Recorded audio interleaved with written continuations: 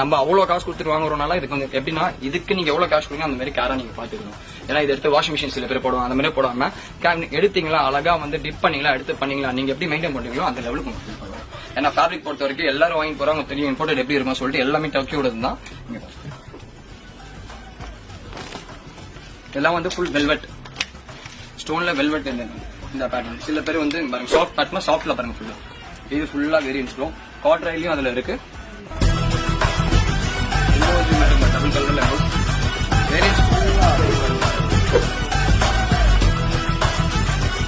எல்லாமே டிஃபரெண்ட்.